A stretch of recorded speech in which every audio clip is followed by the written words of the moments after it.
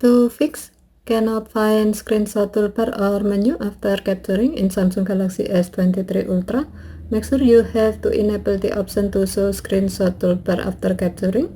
To do so, swipe down the top of the screen and then tap setting icon. Scroll down the screen to find advanced features. Tap advanced features. Tap screenshot and screen recorder.